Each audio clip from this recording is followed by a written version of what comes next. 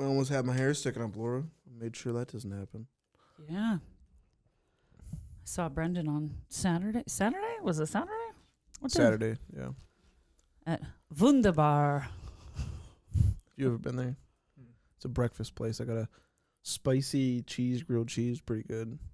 Spicy grilled cheese? Yeah, and they said spicy, and I was like, I don't believe it's that spicy. And it was actually, they put something in it that was pretty hot. Yeah. So. Do you like spicy stuff, Derek? Love it. So Starbucks has this chicken jalapeno. I don't know, but it comes with that truffle hot sauce. Have you ever had the truffle hot sauce? It's like a jalapeno hot sauce. It's so good. Ace Hardware sells the Starbucks? Yeah. Ace Hardware sells the sauce. So Ace Hardware sells the truffle hot sauce. And that's how I got addicted to it, because I love truffles. It's fancy, you know. Champagne taste, beer budget. I don't even know what truffles are, so. I was going to say bougie. Do you know what bougie means, Derek? No. It's a type of mushroom. It's expensive because truffles are the ones that grow underground, and they grow under like very specific conditions, so they're really hard to grow. But if you've ever had like truffle butter, or I'm trying to think what else they would infuse things with. Yeah, probably truffle butter. You've both probably had something that had truffle butter on it. Anyways, the hot sauce is like, but they have this jalapeno one. What? Starbucks gives you a pack of it. What?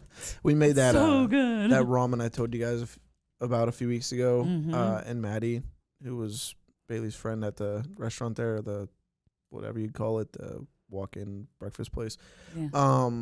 Wunderbar. She didn't want much spice in like her ramen when we made it on Saturday night, so I was like, I'm gonna take hers, I'm gonna take mine too, and I put like a ton in, and hot sauce. Yeah, and it's like red colored, so the more you put in, like the darker your noodles get. And I started eating it, and I was like, oh, this isn't that hot. Come on now. I got like halfway through the bowl, and I was like sweating, and my face was like turning red. I ate all of it though. Didn't defeat me. Was your nose running? Yeah. Good. We should do like a Hot Ones episode or something. I'll tell you what. With wings or something? I would like that. I would do that. That'd be kind of cool, Jake actually. probably wouldn't eat any of them. Does he not like hot sauce? I can see he doesn't like scary movies, so he might not like hot sauce either. That's He might weird. scare He said him. he doesn't like to intentionally scare himself. That's what he said. What? That's why he doesn't like scary movies. Yeah, I like don't when know. you sit down and watch a scary movie, you know you're going to be scared, and he doesn't like sitting there waiting to be scared. It's not even like jump scares. Like I Texas can't tell you, Chainsaw Massacre, the original greatest horror film of all I can't tell you how many jump scares I've had watching a scary movie. Like it's unsettling sometimes. Like it like messes with your head like as you watch it. But that's why you watch it. It's not like, oh my god, yeah, falling out of your chair. Ever a scary movie that would like keep you up at night? Texas Chainsaw. When I was a kid, because my dad made that, he let me watch that when I was like 9, 10 years old, and it's scared the living crap out of me. Yes. Yeah, I bet it did. Well, yeah, because here's the thing: they're using something that's like a common thing, right? An everyday thing, like a chainsaw. It was a real thing. It was a right after real events, right? It was based on Ed Gein, who was a serial killer in Wisconsin. Okay, real short story. The guy who directed Texas Chainsaw, his name was Toby Hooper. He grew up in Texas, but his grandparents lived in Wisconsin.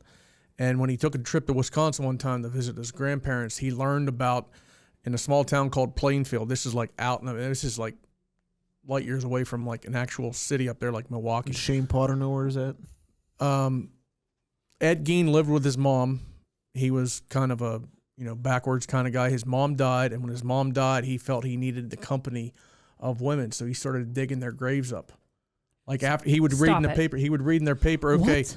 yeah, What? he would see, this woman passed away, and she's buried in the cemetery. Obituaries. He would wait a few weeks. He would go dig her up and come home and like take her skin off and make like lampshades out of her skin. Stuff like that. Did and they he would kind of base Wild Buffalo Bill and Silence of the Lambs off of him? Silence of the Lambs. That's, yeah. Leatherface from Texas Chainsaw Massacre, and there was one more. Ew. No, that's I think Psycho, the original Psycho. Oh yeah, because he keeps his mother alive in the Norman Bates, right? Yeah. Norman Bates. But anyway, Toby Hooper, who directed Texas Chainsaw, was inspired by the story of Ed Gein. But the whole chainsaw thing was like made up. Okay. Plus the fact that it took place in Texas and not Wisconsin. Technically. So, yeah, I guess it's... Why did he have to like dig up dead women if he wanted the company of women? Why Well, didn't he ended up. do what, If you're weird enough that you have to dig up dead women, mental there's a health, I reason mean. why. Welcome to Eye on Sports, where we delve into the biggest Butler County sports topics. I'm your host, Butler Eagle Sports writer Derek Pyda. Joining me are fellow sports writer Brendan Howe and Eagle Sports editor Jake Merda Adams. When they first came we out, didn't make the movie. Like we didn't make them do that. Have you seen those new movies? Smile. Terrifier. It's like a clown. Okay, Art the so Clown. I haven't seen Terrifier yet, but that does look really scary. No, it's just unnecessarily gory. Like the guy just keeps smiling and he's like white and black. And the first one I watched last year, it's ridiculous. Like there's a scene like that where a woman's hung upside down, but she's alive, and he just takes a saw, like a saw, and just saws through her. It's like, I just watched The Thing last night with Kevin. Have you seen that? The Thing? Have you seen that original? one? Yes. I don't think so. I mean, I've heard of it. When they're in, are they in Antarctica?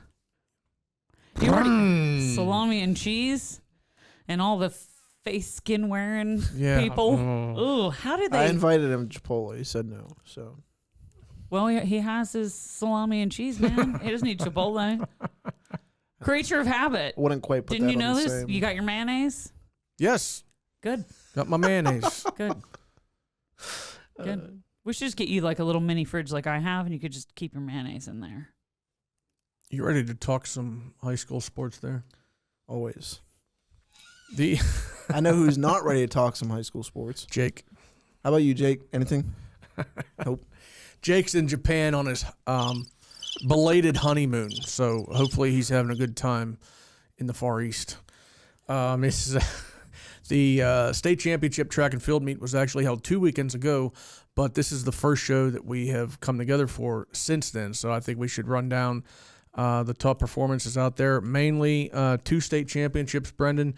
Mackenzie Magnus from Freeport, a sophomore, won the Class 2A girls pole vault, and a quartet from North Catholic, Anna and Audra Lazara, twins, and Daphne Floral and Siva Cresta. Those 4 girls teamed to win the 4x100 relay. This is Class 2A with a school record time of 48.06 seconds. I don't know. Did you get a chance at all to kind of go through my state track stuff? I mean, just read it to... I glanced over it. I'd say I didn't digest it. Mackenzie Magnus won the 2A pole vault, and we go out to interview her, and she's got her medal on, and she's got this picture in her right hand, kind of like at her side, and I noticed it, and I'm like, so we started interviewing her, and she's talking about, what she hoped to go. I believe she won with a height of 12 feet. And then she goes right into it. I mean, this wasn't even prompted. She just talks about the fact that at last year's state meet, she placed 9th. But the important thing, the thing that she'll remember is at the meet last year, when she was at the meet, she learned that her good friend Dylan Tarby was struck and killed by a pickup truck back near home, like Freeport, Buffalo Township area. And she found this out at the state meet last year. So obviously, how do you compete? I mean, I think it's incredible she even placed 9th. But anyway, she had his picture with her, and she dedicated her win to him. So, you think you go into an interview talking about, this kid won a Whipple title the week before, now she won a state title, and you think you kind of know how the story's going to go. But then you find something like that out where she dedicates it to her friend who passed away a year ago. It was pretty heavy, and obviously that's kind of what my story focused on, the fact that she won in her friend's memory. And I think Jake did the headline for that. Yeah. And that was a different sort of, I did remember reading that part, the lead to that. That was a different style of writing for me that I don't really see with you kind of setting the scene. I feel like you're very more like analytical in your leads, if that makes sense. Like you always kind of have an idea of how to relate what happened to like, I don't want to say a generality, but like if a team scores a lot, you're like, this is what you need. But I don't know how to explain it, but you kind of put that scene there, and I noticed it because when I talked to Freeport swimming coach Cheryl Schreckengost about Nathaniel Tarby, I think it's Dylan Tarby's younger brother. Oh, they're brothers. Yeah, okay. he was on the swimming all-stars list this year. She mentioned something about his brother passing away and him having to deal with that, and I never got to talk to him about that. I wanted to, but I didn't really get the chance to. So when I saw that, I thought it was interesting that that kind of came up again, and it was in a story about track of a girl that did so well at states, and she was talking about him. So I thought that was pretty cool. The other state championship we had, again, you don't know what angle you're going to be able to take with a story until you talk to the kids who won it. And for North Catholic, one of their sprinters on that 4x1 team was Siva Cresta. And I know she had a really good junior season in 2024. And early on this year, I'd say for the first 3 or 4 weeks, I didn't see her name in results, and I was wondering what happened to her because I knew she was a senior this year. And then probably starting in maybe the 3rd week, 4th week of April, I started seeing her results coming in, in the sprint events. And she finally made her honor roll in late April. And I talked to her after they won the 4x1, and what happened was the reason she kind of had a delay to her track season was the last meet of indoor. So we're talking February. She didn't just strain it or pull it. I mean, she tore her hamstring. And she was told at the time that, look, you're not going to be able to even run again, begin to run again until May. And in her mind, that was this is her senior season. This was it. She said, there's no way I'm going to find a way to get back before that. And she did. In late April, she ran I think it was a 22:43 in the 200 dash. No, that would be boys. But anyway, whatever her time was, it was 0.4 of a second away from her career best. And she said that's when she knew she was back because, she just coming off a torn hamstring, and here she almost meets her or matches her career best. So I guess May comes, and she did well at the Whitfield meet, obviously good enough to get to the state championships. And you could just tell that there was this kind of feeling of satisfaction that she went from thinking that I might not even be able to compete this year to coming back, doing well at Whitfields, and performing on a 4x100 relay quartet that not only won a state championship, but they did it with a school record time. So the other girls on that team, I think I already mentioned, is Anna and Audra Lazara, twin sisters. They're sophomores, so they're coming back next year. Siva Crest is a senior, so she's graduated, as well as Daphne Floral. I believe she's a senior, and she graduated. But that's track. Moving on to baseball and softball. Volleyball, Seneca Valley lost in the Whitfield championship game, but they advanced to states. Mars boys and girls lacrosse both won Whitfield titles, so they're going to be competing in states as district champions. And, of course, Seneca Valley baseball winning their first Whitfield title since 2014. They're actually playing today. This show drops on Thursday. They're playing this afternoon, Monday, against McDowell. So if they win, they move on. If they lose, that'll be the end of their season. But I think Seneca Valley baseball winning the Whitfield title, I think it came as a surprise to a lot of people. I don't know how many people, 3 months ago said, hey, watch out for Seneca Valley. But that just goes to show you can have expectations, whether they're good or bad, as the season starts. But as the season plays out, things can change. They got a great pitching performance from Ryan Rebels. 5 2/3 innings pitched, 2 hits given up, no runs. He had to leave the game because he took a line drive off his foot, and they had to bring in a reliever, Luis Tornegra, and he just closed the deal. I think he retired the 4 batters he faced at the end of the game on 16, 17 pitches. And I have to mention this. It's not good for our team, but just the fact that they had a great season, and we talked about it before. In 6A softball in the Whitfield, you either win the Whitfield title or you go home. You don't go to state. The Whitfield championship game this past I think it was played Thursday. It was pushed back one day because of rain. Seneca Valley against Hempfield. Hempfield scores a run in the bottom of the first. That's the only run scored all game. Hempfield wins the game 1-0. They go to state. Seneca Valley and Lexi Hames, we know the incredible career she had for the Raiders. They don't get to extend their season to the state playoffs.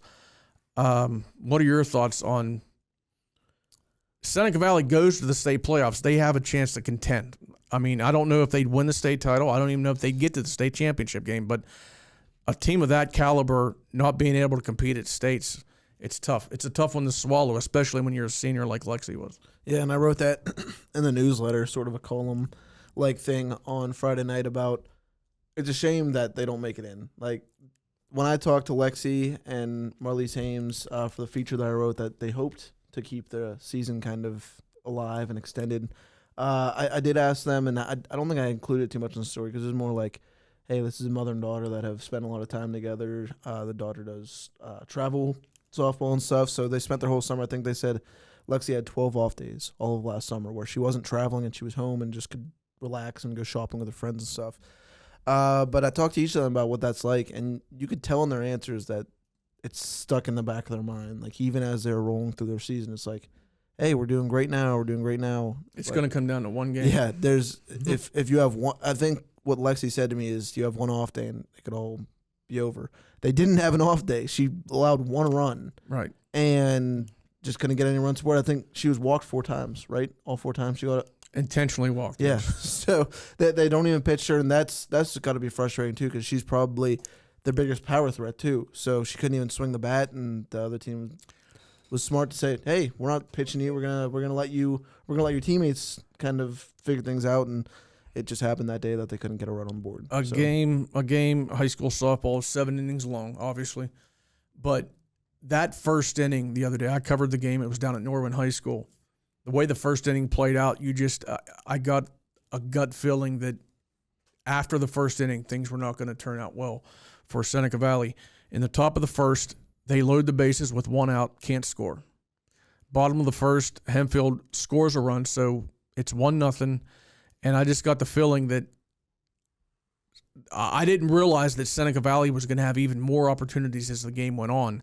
But leaving the bases loaded against a really good team, not scoring, and then having that team score against you in the bottom of the inning, it just felt like it was a bad omen for Seneca Valley. As it turned out, Seneca Valley left 12 girls on base, 7 in scoring position, in a game that was 1-0. Yeah. I mean, they had their chances, but great career by Lexi Hames. A few other seniors on that team. I know Bella Gross was on that team, senior. Hopefully, the ones that go on to compete in college, hopefully they meet with more success. Disappointing end to their high school careers, though, because you know that they wanted one more shot at state. Those seniors this year played in the state championship game as freshmen. You covered it back in 2022, and they lost it. You know they wanted one more shot at that. It didn't happen for them. 2 other teams whose season came to an end since we last gathered here. Karn City Baseball lost to Bedford in a sub-regional playoff, and Karn City Softball lost to St. Mary's in the District 9 title game. So both of those teams saw their season come to an end. That was a double. Both of those games are played on Memorial Day up in Du Bois. Good season by the Gremlins, just cut a little bit short than what they were hoping for. Hey, I have a question. How are they allowed to walk someone intentionally? You just don't throw to them. I've seen it in baseball, but how often can they do that? They can do it all game if they want to. Seriously? Yep. But it's usually unwise to put people on base like without them earning it. So yeah. It's like Barry Bonds. You know who Barry Bonds is? Mm-hmm. Whenever he was like chasing the home run record, Mm-hmm. I think there's a stat or something that the one season Barry Bonds had so many intentional walks that it was something on base percentage. He could have gone up to the plate without a bat, and he was still on base however many times. Huh. Like, What they used to make you actually pitch to the person. Like the catcher would stand up and put his arm out like this, and you would throw 4 pitches completely out of the strike zone, like off to the side. Then they just got to the point where, like, don't make the pitcher throw the pitch. Just have the manager tell the home plate umpire, we're going to put this person on. They just walk down the first base. So they don't even have to throw pitches anymore. Huh. Okay. Yeah, I don't know. I don't know how I feel about that. I will say this. I think they should make the pitchers actually throw the pitch. Yeah, that's the whole point of it, right? If you're going to intentionally walk somebody, at least throw the pitch. The original Bad News Bears, where they're trying to walk Kelly Leak, their like home run hitter, stud player. Smokes cigarettes, plays pool, gambles. He's like 12 years old. This is back in the 70s. And they're intentionally walking him. The catcher's standing up like this, and he's ticked off. He wants a chance to swing the bat, and he literally reaches out for a pitch that is supposed to be way out of the zone, and he hits it into the gap for like a triple. Yeah, of course. Bad News Bears. Yeah, I don't know. I don't like it. I think it's Yeah. Hey, by the way, for our game later, you got to come up with game show music, something other than this. Oh, okay, cool. Well, I'll do that while you guys are talking after this. Okay. So today, Derek has officially announced that Saquon Barkley will be on the cover of Madden doing his backwards hurdle. I saw a shot of the photo shoot, like a video of the photo shoot of him doing it, and they didn't like Photoshop it. They had him actually go to this place. They put down this turf, like a carpet of turf, and he jumped up, and he had wires attached to his back too, like thin wires. And he jumped up to do the hurdle, and it like pulled him up. And the video makes it look like he's like suspended in air for a second, then it lets him down. But anyways, he's the cover athlete for Madden this year. Hopefully there's a Madden curse. That's for you, Jake. By the way, I Googled what time it is in Japan right now. It's 4:30 a.m. So I don't think if we called him, he'd be too happy right now. Maybe you think maybe he wants to talk about the cover of Madden right now? 4:30 a.m. I don't think so. No. I was going to say, should we find out? That'd be so funny. Anyways. I could do it through my phone. Derek, who was the first athlete to be on the cover of Madden? John Madden was on the cover of Madden for like the first 4 or 5 of them. But who was the first cover athlete, football player, on the cover of Madden? Can you give me the year? Is that okay? Let me look here. 2001. 2001. Eddie George. Is that it? Yeah, that's it. I'm very fond of Eddie George. I like Eddie George. Heisman winner at Ohio State. He wore huge shoulder pads. Very good running back. Fumbled for the Buckeyes in that bowl game against Tennessee, though, in 1996. Oh, I wasn't alive to be mad at that yet, so. That's right. That was like 2 years before you were born. Actually, more than 2 years, because you were born in October '98. Yeah.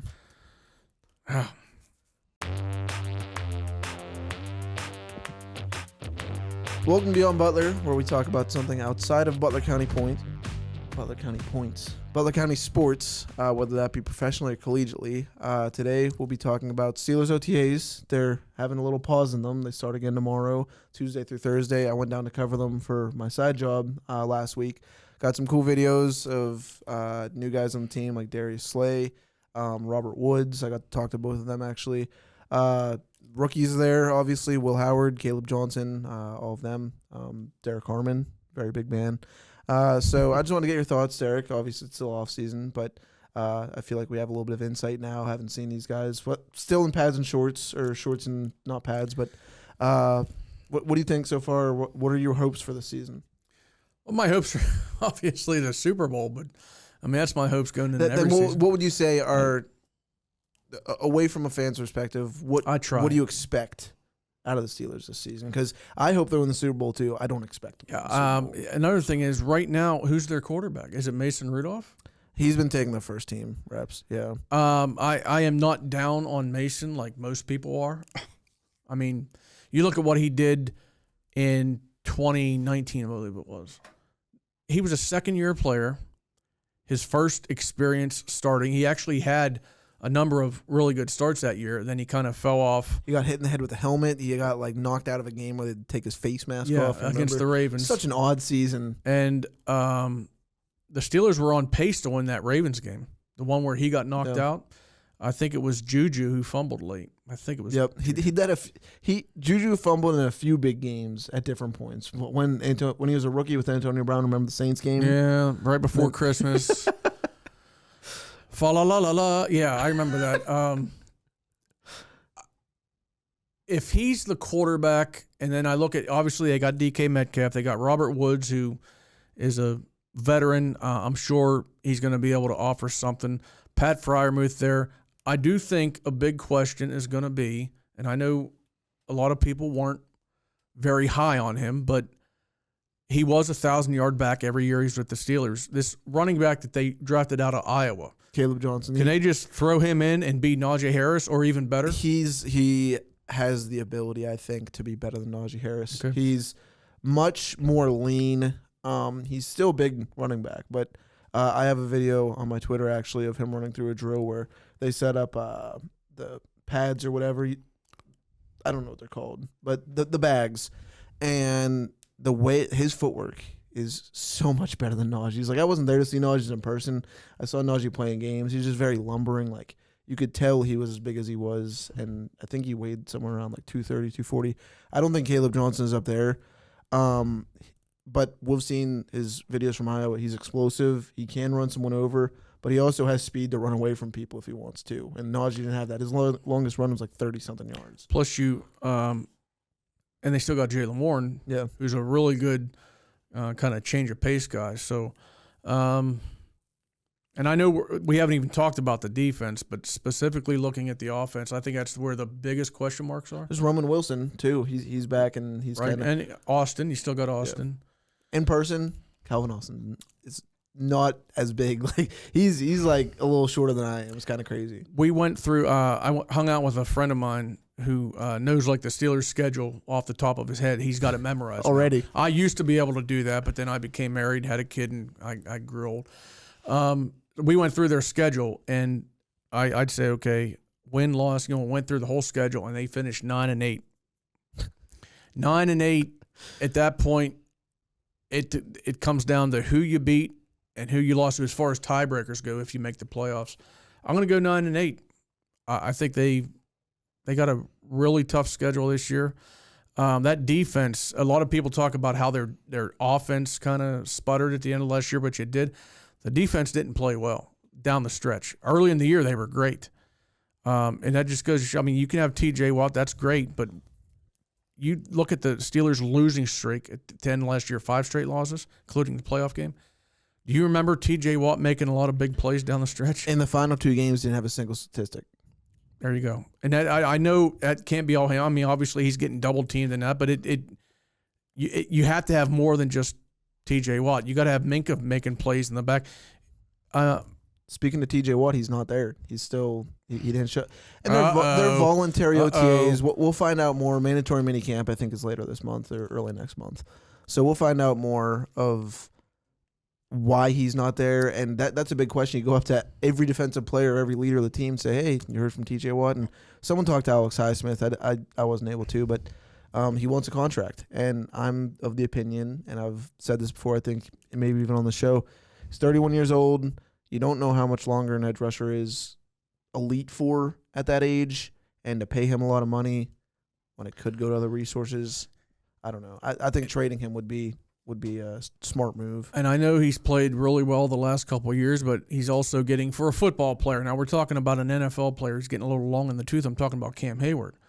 Can he go out and have another all-pro caliber season or Pro Bowl type season, or is he going to be one of those guys that kind of hits a wall in the middle of the year where it's like, okay, you get to like mid-November and he's out of gas, not just for a game or the rest of the season. It'd be for his career. He's 35, 36 years old. Harmon and Y.A. Black, the other defensive lineman they drafted, he also played for Iowa.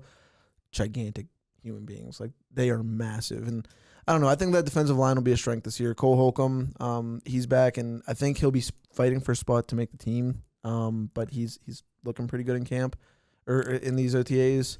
But that defensive line, you can tell, and people have written about it this offseason, it's the Derrick Henry offseason because of what he did to them. Oh, yeah. Embarrassing. It was a great way to open the new year. Absolutely.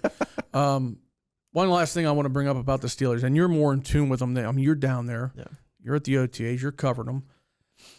Is Broderick Jones in a position where he can step in and anchor the line? Is he at that point yet? Well, he's lost 15, 20 pounds, and he's definitely standing in at left tackle there. They have some depth too with Samala's going to be back. They have Mason McCormick. They didn't even expect him to play last year, obviously. And with the injuries of James Daniels and stuff, they had to throw him in, and he impressed enough to where he's a legitimate NFL lineman. I would say that their line, the big question is those tackles with Fautonu and Jones. But if they both end up showing that they were first rounders and playing like first rounders, and it's really on Broderick Jones to do so this year because he's coming up on his 5th-year option soon, or for them to accept or deny his 5th-year option. So he really has one season to prove like, hey, I should be with this team. You should pay me. So it'll be really big to see what he does. But if they can go to that Arthur Smith ground game, and they were thinking of trading for another tight end. I don't know if you saw that, Jonnu Smith from Miami. I put it in the paper the other day, actually, that he's on the block, and the Steelers have talked to him. They're interested. Then Kyle Pitts is also being floated. If they can take a ground-based game, they might not need another big receiver. If they can take Caleb Johnson, they can take Jalen Warren. They have Trey Sermon, who, I don't know, to me looked kind of slow. Like, there might be a reason that he hasn't had many touches in the NFL. Darnell Washington. The guy's 6'11", 290 pounds. Throw him the freaking ball. Also, I think Pat Freiermuth is going to be another big part of that passing game again this year. Good. I like Pat Freiermuth. Yeah. Just stay away from the concussions. He's had like 4 in his NFL career. Yeah, but we'll see. We'll see over these next. I'm going to put you on the spot. You cover. I said 9-8. What do you think? I think they finally have a losing season. I'm going to say 7-10. I just have a bad feeling. I have a bad feeling. Okay, well, that might just be gas. So. So we're gonna have a little bit of fun the last segment of the show here. Hopefully we don't get fired. I mean, you got the. I sent you the email. You got this, yes. Right? Okay, so you're prepared for this. Are you prepared? I looked at it. Yeah, okay. I think so. We're gonna go to Brendan first because I think he's got a good answer for this one. Thinking about it, Brendan, when you've seen a lot of movies, most of them bad ones, but yeah. What movie character in your mind comes closest to portraying Brendan Howe? So I thought about this on my drive here, and I couldn't think of anything. Like, there's not a lot of movies about nerdy newspaper writers in their mid-20s in small town. So I called Bailey, and I asked her, and I said that I was going to say that she said I look like Kit Harington, who was in the Game of Thrones. Do you know what I'm talking about with him? You know who I'm talking about? I've seen pictures of him. I've never seen the movie. I know exactly what you're talking about. He's very in shape. Very attractive man by modern beauty standards. Okay. She didn't say that I look like him, unfortunately, but she did say, and you guys are going to get a kick out of this, that I look like, or that I look like and resemble the son in the Goofy movie. I've never seen it, so I can't. No. Wait, what movie? The Goofy movie. Oh, I haven't seen that. No, I guess he's like this silly. I mean, I haven't really seen it either, but I figure if he's the son of Goofy, he's got to be pretty. I don't know. I'm struggling because I always tend to go to when I watch a movie, I'm like, oh, that's me in the movie. That's me in the movie. Oh. I don't think I've ever done that. Like if I'm watching a movie, I'm like, that's me. Usually the hot mess is me. This is tough. So do we need an actor or just like a character in a movie? A character in a movie. Okay. A specific role. Can it be like maybe when I was like in my 20s? Sure. Okay, so let's say What's that, 40 years ago? I'm just kidding. Oh my God. I just turned his mic off. He's done. Hilarious. That's crazy. Yeah. Cute. You were trying to think of somebody that was like a sports writer. I'm going with the way I looked at this question. I was literally looking at not my occupation, but kind of my warped way of looking at things. Okay. And my mindset, and I came up with not one character, but it's a kind of a combination of two characters. You've probably never seen either of these two movies. I'm hoping you've seen both of them. Dustin Hoffman's character in Rain Man, his name's Ray. Yeah. I mean, all the guy does is like walk around like shouting like. And guy's batting statistics from like 1965, 232, 6 home runs, 5. And there's like a jar of, isn't there like a jar of toothpicks or something? He knows exactly how many are in there. Something crazy. Yeah. Oh yeah, it's a real person. Now here's the thing. I didn't want to go straight Dustin Hoffman's character in Rain Man because I am a little bit more socially developed than him. I don't just walk around spewing out stats. I am married. And that guy's never getting married. Ray and Rain Man, Dustin Hoffman's character's never getting married. The guy is too far gone. He's just like Super Bowl 9, final score, total yard, blah, blah, blah. So I had to come up with something else. The other one I came up with was Jerry O'Connell's character in Stand By Me, Vern, the fat kid. Oh, yeah. I love that. Yeah, he buries the pennies and can't find them. Yes. He's endearing. Okay, this is easier now. It's easier now. Now that you did that, that helps. And Stand By Me, Jerry O'Connell's character, his name's Vern. They call him Verno. He's portly, kind of like I was at that age. The only difference is he doesn't wear glasses. I wore glasses up until I was like 16 years old. And Jerry O'Connell's hot. Very now, well, this is back in like 1986, but he's very like shy around girls. If he had a chance to talk to one, he'd probably talk about Mickey Mantle and nothing else. I'd probably, hey Sarah, do you know who Cordell Stewart is? Do you want me to tell him about you? Yeah. Tell him about you or tell you about him. Whatever. Either way. Okay. If we're looking at it that way. That helps. I was thinking about this. Lightning McQueen, right? Cars is like my favorite movie. When I was in college, I said I would refuse to ever work for a local newspaper. I thought I was going straight to ESPN. Oh, right. I don't want to work for ESPN. So now, I start working here, and now I'd say I was humbled somewhat by working here and realizing that there's a step ladder to things and goals and things like that. So, of course, Lightning McQueen is already very set. Lightning McQueen. But he kind of lands in the Butler Eagle Radiator Springs. You think management would like me calling the Butler Eagle Radiator Springs? Yeah. No. I don't know.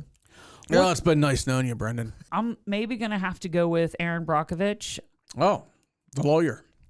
Because I do find myself intellectually smart, but I'm also very independent and smart-mouthed. The way that she I very much have that. I feel like that's... She speaks her mind. She speaks her mind, and she is independent, and I feel like I would pretty much be the same way as she was, and she was single. So there's that. There you go. Well, by the end of the show, you will not be single, by the way. I want to... Wow, okay. And you'll officially be married to not Bailey. Just want to throw that out there. Yeah, he's got to... I don't know. We're doing something. That's my answer, and I'm going to put that in other than the We're going to go through this one a little quicker. Okay. You got a chance to go to any foreign country for a 2-week vacation. Everything's paid for, and this is key. There's no language barrier. You automatically know how to speak the language, or you have an interpreter right there next to you the whole time. Where do you go? Japan. No, I'm kidding. Right now, we're going to go visit Jake. Italy, probably. I'd like to go try some Italian food. That'd be like the biggest thing there. Colosseum's in Italy, right? Yes. Rome? Yeah, so... Colosseum's in Rome. Sick. I was right. Yeah, I'd go there. Hold on Italy. a second. Okay, while Laura's doing her research, I'd go to France. You are right. I'd go to France. I was going to... A lot of cheese and wine. Oh, yeah. One thing, I would absolutely go to the Eiffel Tower, but I know a lot of people, if they ever got the chance to go to France and they did not visit the Louvre, it would be like, oh my gosh, I mean, you got to go see the Mona Lisa. You got to go see all these. I don't care about paintings. I'm not an art guy. I would go. I actually have a great uncle who's buried in France because he stepped on a landmine during World War II. Have you ever seen Saving Private Ryan? Yes. That American cemetery that's over in France, he's in that cemetery. And I think it would be absolutely awesome to go visit his grave. And, he died, 34 years before I was born. So, yeah. But I would love to go to that cemetery and just kind of realize that I have a connection with that grave. That would be pretty cool. I was going to say France, too. Vive la France. Because I would love to go, be in some countryside house, But but I'd want to travel all around. I want to go to the museums. I want to see the architecture. I want to do all of that. I would love to go when they have the Tour de France, which actually last year they changed. I think they usually end at the Champs-Élysées, and they changed. Last year it was a whole different route because Tammy was there when it was happening. Oh, you want to join me on the Riviera for a couple days? Sure, we could have some espresso together and some croissants. We could be like, we are from America. Yeah. Brendan's like, what is happening today? Okay, we're trying to have fun here. Yeah. So me and Laura are both going to France. Brendan's going to Italy. I think we're both going to be eating some good food, although I could probably do without the escargot. I might not go with snails. I'm just going to eat the pastries and the cheese and drink the wine. Cheese, absolutely. I'd get into the cheese. I'd OD on cheese. I will tell you this about Italy because I've been to Italy. They are actually, from a very young age, required to learn English because of the tourism.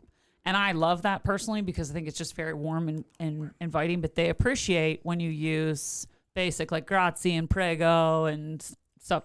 Grazie is thank you. Prego is you're welcome. Prego doesn't mean you're pregnant? Nope. Prego. Remember that if you ever make it there. Don't say prego when you... Whenever... Oh, wait, which one? Yeah, whenever Bailey and I eventually, hopefully, get married, we're gonna go to Greece as a honeymoon. She wants to go to like the Parthenon. I don't know where. See, that's what I was confusing. I was thinking of the Parthenon and the Colosseum, but yes, I was confused. What do you mean if? Did you say if? It said when, hopefully. Hopefully was the word you used. Well, first of all, if you marry Bailey, you're gonna have to get a divorce from the woman you're about to marry, and that's part of this game right now. What are we ready for the talking game? about? Are we ready for the game? Are we talking about celebrity crushes? Is that what this is? It's You see that the one soap company is supposedly selling soap made of Sydney Sweeney's bathwater. Stop it. Oh, Stop it right yeah. now. Get out of here. That's ridiculous. That's gross. What? Are we good on Are time? you serious right now? Are we okay on time? Yeah. We're gonna let Brendan go first. By the time this is a parallel universe we're living in right now. By the time we leave here, I'm gonna have a new wife because my current one drops me like she should have 10 years ago. You're gonna have a husband. You're gonna have a wife. We're gonna have a new mode of transportation, and you're gonna have a new job. All three of us. Pick one. You don't look. Pick one. This is your wife. Oh my God. He's married to Taylor Swift. Oh my gosh. Pick the one that says Laura husband. Husband. Okay, so I'm picking a husband. Oh, geez, this is. Who'd you put in here? Oh, bunch of hunks. Paul Skeens. Oh, there you go. Hey. Hey, Paul. Hey, Paul. Hey, Throw Paul. me a fastball. I don't have any problem with your Throw me a mustache. fastball. Oh, are you serious? Some of these? Wow. Hey, don't. I'm sorry. Okay, I'm sorry. Are you get a chance to later on to change one if you want it, but I don't know if you want to change Paul Skeens. I'm not changing Paul Skeens. The guy's a hunk and he's rich. So here's my new wife. I am married to Mariah Carey. 30 years ago. Yeah. Okay, Brendan. This is your job. Butler Eagle staff writer. Oh, I'm nervous. Host of Family Feud. Sounds like a... Hey, you got big shoes to fill with Steve Harvey. That guy's great. All right, job. I'm gonna have to. Hold on. What do you think of this game, Derek? This is just bedtime thoughts. Astronaut. Oh, she's an astronaut. Wow, I'm really just like hitting the high notes here. Did anybody ever call you a space cadet? Oh, sure, yeah, absolutely. Okay, here's my job. Oh gosh. Hopefully it pays well. Garbage man. Oh, Remember, I came up with these. I was gonna say, I want to know how he came up with these. I am the receptionist at the Grand Ole Opry. Oh. Oh, that's right. You do like country music. You like Kenny Chesney. I listen to Morgan Wallen, the new album. It's mostly about breakups. Oh, wow. Okay, Brennan, here's your last one. Breakups, and there's a song about drunk driving. This is your mode of transportation. Oh gosh. Pee Wee Herman's bike. That's a good bike. Oh, yeah, it's actually, you could sell it. It's worth a lot. Yeah, and then you could actually get, what you want. Tell me there's a Bentley in here. Tell me there's a Bentley in here. No Bentley in there.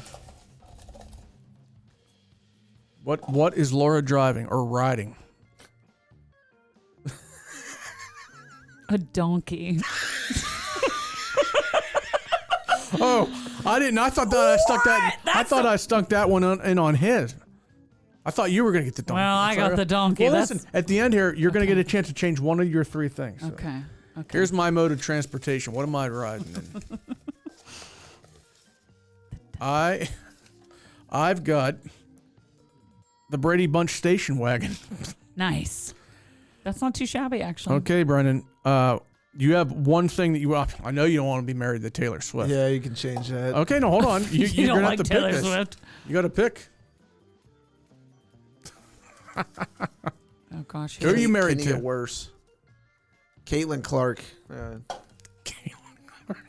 You don't like that either? No. Hey, You're not gonna play 1-on-1 with her. You're not gonna play horse with her. Not as pretty as Bailey.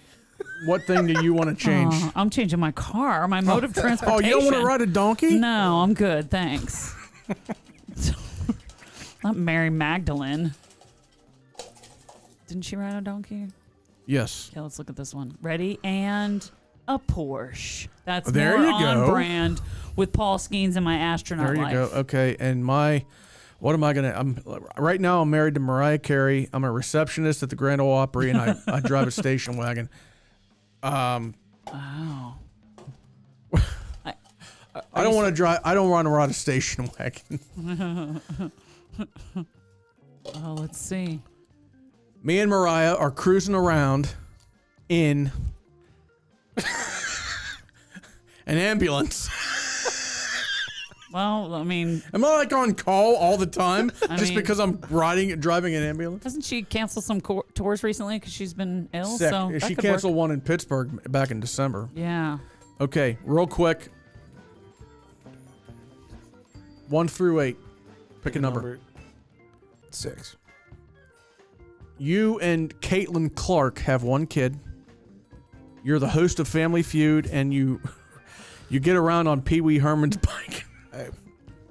Good thing our WNBA money can keep us going. 1 through 7, Laura. 7. Oh, you and Paul Skeens have 11 kids. Holy. You're an moly. astronaut, and you drive in a Porsche. Yeah, that's not bad. 11 kids. Good thing that he's a baseball player and I'm an I astronaut. already We have one 11 kid. kids. So me and Mariah Carey have one kid. I'm a receptionist at the Grand Ole Opry. And what do I ride around in? An ambulance. An ambulance. Okay, so what's this game called? I don't know. I don't know. Are we doing this next? Are we doing this next week to Jake? We should just do it with him, just him. But he's not back for 2 more weeks. We'll see you next week. No break. No break. We're going to be back next Monday. See you later. Jake, tell him bye.